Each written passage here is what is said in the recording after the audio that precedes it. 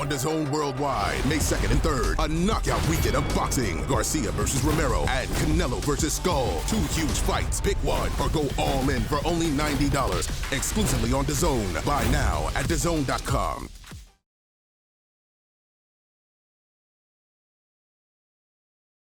Just talk to us about fight. I know you said you got a surgery operation on your hand. How's your hand doing, and what did you have done? Yeah, so we got to the Madrimov fight. It was a good fight. The fans enjoyed it. I enjoyed it. Unfortunately, I had broke my hand in the process. To get into the details of it, a fracture, a bone broke off. A fragment was the word I was trying to find.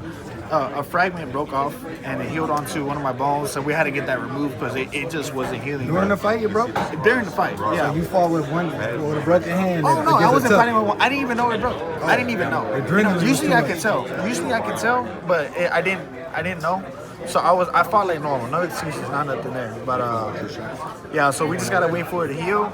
I see the doctor in maybe like a week or two, and they'll give me a time frame. But oh yeah, I seen you. That's it. Vergil, what do you think about the news that Fedora and Zayas are not fighting? Fedora's gonna fight. Tim's doing a rematch. What are your thoughts on it? And are you just like, okay, Zayas isn't fighting? He's been talking a lot of crap to you. Let's make that fight happen next. So I'm happy. I'm happy for Zoo because what happened to him was unfortunate, and of course it wasn't anyone's fault. It just stuff like that just kind of happens. I'm glad that he's getting his shot back to get his title back, and I wish both of them nothing but the best. I'm not biased towards any of them. Just I hope they both come out healthy.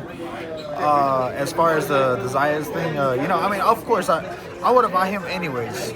But just to say that I'm ducking, that was just stupid, But of course, if he has a title, then he's obviously gonna be on my radar, So is that the only way he's gonna be on your radar, though? No, that's not the only way. But he's obviously fighting for the world title. So if he gets it, he jumps the list. I know you might be getting tired of talking about Ennis, but he's kind of like your Terrence Crawford to your Spence, your Manny Pacquiao to your Floyd. Yeah. Do you look at him in that way where you're just like, I know he's a great fighter, and I know he's going to be the last one standing. Like, me and him are going to be the last two standing. Like, that's going to be my mega fight. Do you view him in that way? I don't view it that way. I just view it as he's at 147 right now, so he's like on the low priority list right now.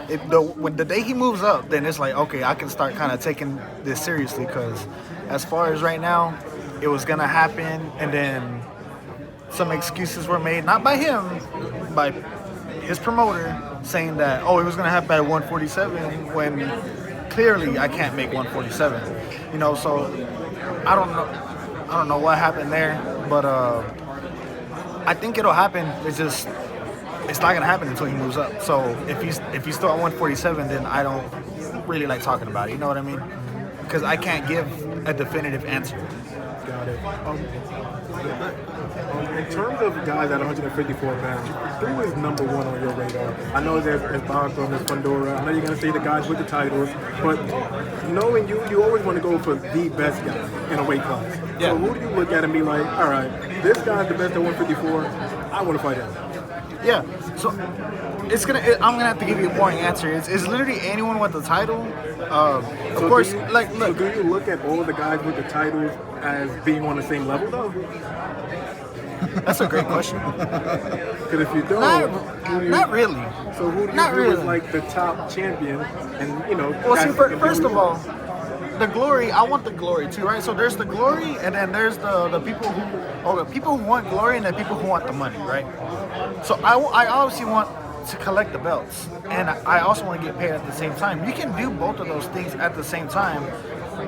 Usually one helps the other. The glory helps the money. So I would, of course, the priority is going to be belts. But seeing as they're busy, then I'm forced to fight other people. But I can still make it to where they're still good ass fights. So I can't tell you what the plans are. But do you see them as champions, each one of them, or do you see them as belt holders? Is there a That is a champion good at question. 154? That is a good question. And if they are belt holders, rank the belt holders 1 through 3.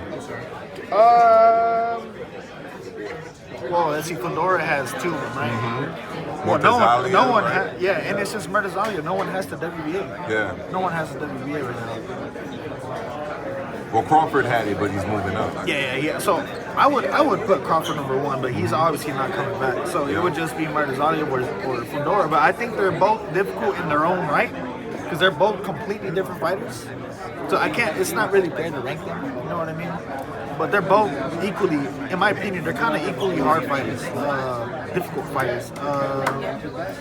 But that being said, it's just we're gonna fight whoever's available. We're not gonna wait for anyone. But we're gonna. There's still gonna be good fights, and the fans are gonna be really happy. A guy that doesn't have a belt, but he's been out for a long time, like from Texas, Charlo. What about you and him headlining like AT&T Stadium? Yeah, I mean that's a great fight as well. We'll just have to wait and see if I don't know for whatever, but I'm willing to fight anyone.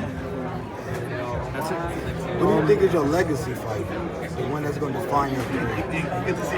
It would have been Crawford. I would have loved to fight him.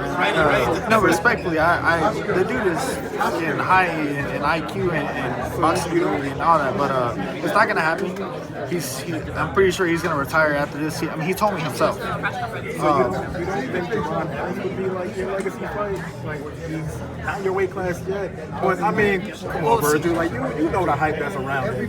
So it's like There's a lot of hype around it, but as I said before, he's not on my radar. What I said before, of course. But I'm not even thinking about him right now. I didn't even think about him until you mentioned it, and that's disrespectful. He's at 147 right now.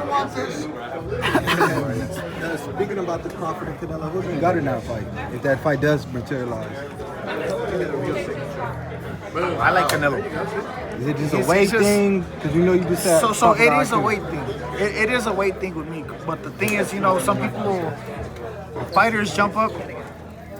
They usually have some kind of underdog, but still have kind of like a. I don't know how to say this, bro. grit, People- the grind still. Champ, last Canelo's question. a good ass fighter. Last question, Champ. Errol Spence Jr., you're from Texas, he's from Texas. Would you consider that fight?